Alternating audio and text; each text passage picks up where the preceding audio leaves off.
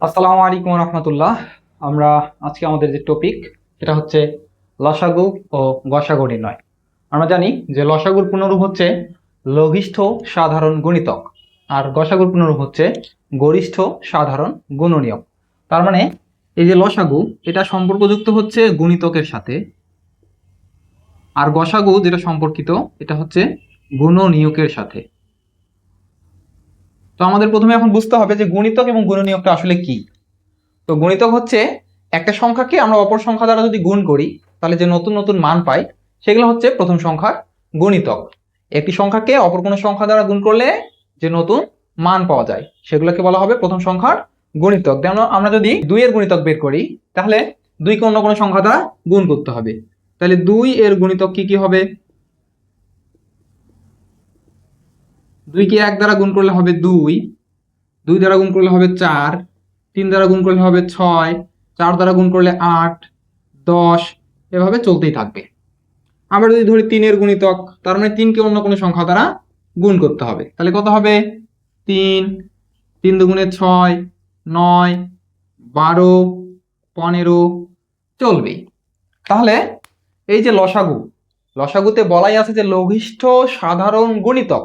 লঘিষ্ঠ মানে ছোট, সাধারণ মানে যেটা উভয় জায়গায় থাকবে। যদি একাধিক সংখ্যার গুণিতক হয় তাহলে একাধিক জায়গাতেই সেই গুণিতকটা থাকতে হবে। তার মানে লসাগু হচ্ছে লঘিষ্ঠ সাধারণ গুণিতক, মানে গুণিতক যেগুলো আছে সেগুলোর মধ্যে আমাদেরকে দেখতে হবে আগে সাধারণ কোনগুলা। সাধারণ গুণিতকগুলোর মধ্যে সবচেয়ে যে ছোট গুণিতক সেটা হবে লসাগু বা লঘিষ্ঠ সাধারণ গুণিতক। যেমন আমরা যদি এখন এখানে দেখি তাহলে দেখো সাধারণ গুণিতক আমরা দেখতে পাচ্ছি কি কি আছে। এখানে একটা আছে 6, এখানে আছে 6।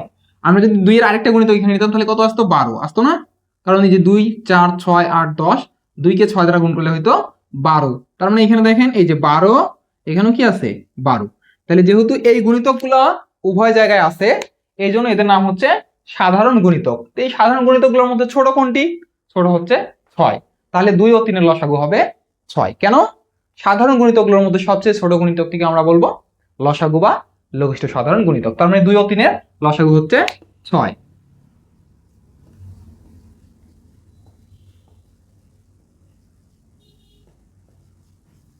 আচ্ছা, আমরা সাধারণত স্কুলে যখন পড়াই তখন কি করি? ইউক্লিডীয় পদ্ধতিতে করে থাকি। তো এখানে 2 আর 3 এর সাধারণ কোন গুণিতক মানে কোনো সাধারণ সংখ্যা দ্বারা ভাগ যাচ্ছে না, তখন কি করতে হবে? এদেরকে গুণ করতে হবে। সেই দিক থেকেও লসাগু হচ্ছে 6। কিন্তু মূল যে ফ্যাক্ট লসাগু আসছে যেভাবে সেটা মূলত এই সাধারণ গুণিতককে বের করতে হবে। সাধারণ গুণিতকগুলোর মধ্যে সবচেয়ে ছোট গুণিতকটি হবে লসাগু বা লঘিষ্ঠ সাধারণ গুণিতক। অনুরূপভাবে গসাগু কিন্তু সম্পর্কযুক্ত গুণনীয়কের সাথে। তো গুণনীয়ক আবার কি?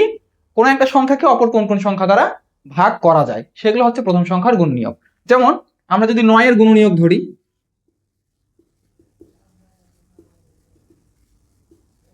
তাহলে 9 এর গুণনীয়ক কি কি হবে? 1, 3, 9। কেন? 9 কে এই তিনটা সংখ্যা দ্বারাই ভাগ করা যায়।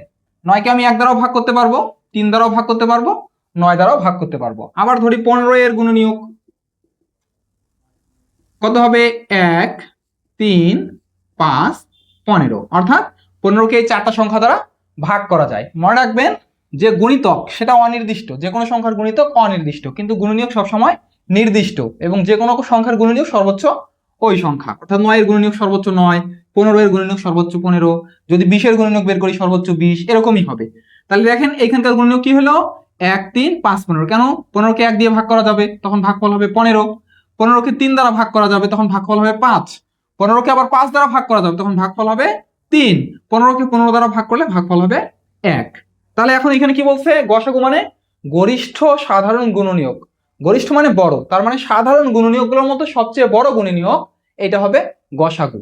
এখন দেখেন এখানে সাধারণ গুণনীয়ক, সাধারণ মানে কি উভয় জায়গায় থাকবে, বা একাধিক জায়গায় যদি থাকে একাধিক জায়গায় থাকবে। এখানে 1 আছে, এখানেও 1 আছে, এখানে 3 আছে, এখানেও 3 আছে, তার মানে এখানে দুইটা গুণনীয়ক। এই যে দুইটা গুণনীয়ক সাধারণ হইলো, এদের মধ্যে বড় কে? বড় হচ্ছে 3। তার মানে 9 ও 15 এর গসাগু